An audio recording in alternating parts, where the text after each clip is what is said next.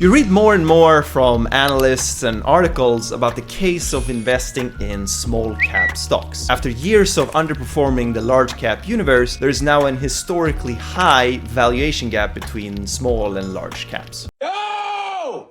What the fuck? Comparing stock prices to actual earnings, the small caps looks relatively cheaper. You pay less for every dollar of earnings. And if this difference in pricing were to narrow, maybe it makes sense to allocate more into small caps. Let's f***ing bet on this. So we're gonna go through some of the arguments for and against small cap stocks. We're gonna look at some facts and dispel some myths, some that I thought were quite surprising actually. So first, let's define small cap. So the way I see it, there's three ways to go about this. First is to let the index providers do the work for you. There are indices like the Russell 2000 or the S&P 600 small caps that you can use for your definition of the small cap universe. Now there's actually a very important difference between these two indices, and we'll go through all that later, so stick around for that. You can use the definitions from FINRA, where they have their own definitions for what small caps and large caps are. Alternatively, you can gather as many stocks as you can find, and then you will just split every stock into, let's say, 4 buckets in terms of market capitalization. Now, I will mostly use the bucket method, but I also look at some analysis that uses the Russell 2000, for example. So I will switch between these methods. Now, we can observe that as a group, small caps has a lower price in relation to its earnings. We call this the P ratio. This is true when you're looking at actual historical earnings, but it's also true when you're looking at analyst estimates for future earnings. But just because there's a high difference between these two time series, it doesn't necessarily mean that they're gonna converge. And just looking at a P ratio doesn't really tell you that much. Things like expectations of earnings and profitability and risk is all implicitly baked into the P ratio. Just by itself, the P ratio is a bit hard to interpret, in my opinion. So let's look at some fundamentals in more detail, starting with growth, more specifically revenue growth. So you might have heard before that small caps tends to have higher growth than large caps, but is that really true? Looking at stocks in the Russell 2000, the average historical growth rate is higher than for S&P 500. When splitting stocks into 4 buckets based on market cap, we see that the smallest bucket has the highest average growth rate. But looking closer into the smallest bucket, we can see some clear outliers here. There are some stocks with revenues that goes from 0 to something, and that's going to explode the revenue growth. And this is going to skew our average, so it's not going to be super informative. Now you can either drop, let's say, the 1% most extreme revenue growths in your data set to remove these outliers, and then you will recalculate the average again. This brings down the average growth rates for the smallest stocks to be actually now less than the larger ones. Or you can simply calculate the median. That is, you sort the values and you pick the one in the middle, and this is gonna be less impacted by outliers. So notice here actually that recent growth rates are decreasing if you move from the large caps to the smaller ones. And according to JP Morgan, the average US small cap revenue growth has not exceeded large cap revenue growth since 2010. Now, this is for historical growth, but what matters more for stock prices are expectations for the future. And for that, we need to rely on analysts. And here we can actually see that the analyst expectations for revenue growth going forward is higher for the small cap universe. And for some perspective, if you want to know how analyst predictions of earnings compares to an AI, I made a video about that topic that you should check out. It's quite interesting. So the one takeaway here, I think, is that saying that small caps have higher growth as a group is not really true. Now let's move from the income statement to the balance sheet. Looking at the debt levels in relations to either the book value of equity or total capital, small caps tends to have lower ratios. From a solvency perspective, the lower ratios, the better. I'm looking at the median here because for the Russell 2000, 10% of firms accounts for roughly 60% of the total debt. Meaning if we sum up all the debts from all the companies in the Russell 2000, more than half of that will be held by just 10% of the companies. And in the small cap space, you're also more likely to find companies with so-called net cash.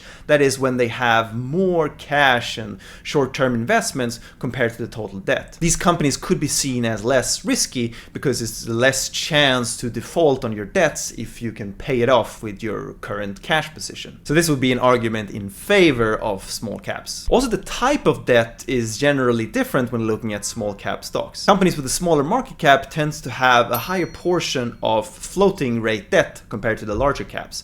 That is, the interest rate payments that the companies are paying on that debt is usually linked to some kind of interest rates that is set by the market instead of just having a fixed percentage. And if interest rates were to go down, all else equal, that could lead to a lower interest rate expense for these companies, improving their bottom line. Some use this as an argument in favor of small caps in an environment with falling interest rates. But for the debt with fixed rates, the average maturity is shorter for smaller firms. That means that on average, they would need to refinance sooner rather than later. Even though we can observe that market interest rates are trending lower, since many companies took on debt in 2020 when yields were very, very low, actually when they are refinancing at these levels that we see today, it could actually lead to an increase in interest expense rather than a decrease. According to The Economist, bonds of the typical American non-financial BBB rated firm, due to expire in 2025, have a median interest rate of just 3.8%. And looking at the current trends, those corporate bonds might have to be refinanced at a rate closer to 5.5% or 6%. The takeaway here, I think, is that looking at the difference in debt between the small caps and the large cap,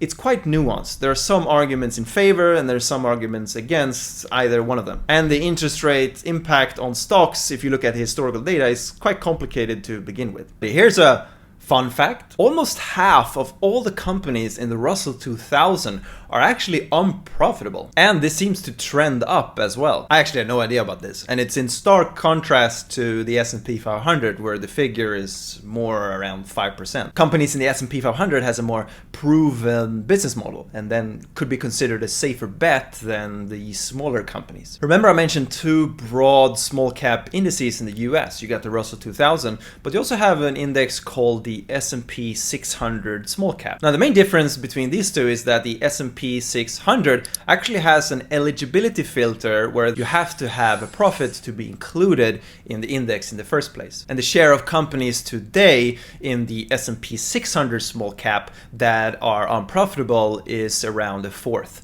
So this is better than the almost half that is in the case of the Russell 2000. So in conclusion, I think that small caps shouldn't be seen as a monolith or its own separate asset class and shouldn't be so easily summarized as a group in terms of debt, profitability, or even valuation for that matter. Because as we've seen, the picture is quite nuanced. But the small cap space will always have opportunities for stock pickers to pick very, very good stocks, but also very bad ones.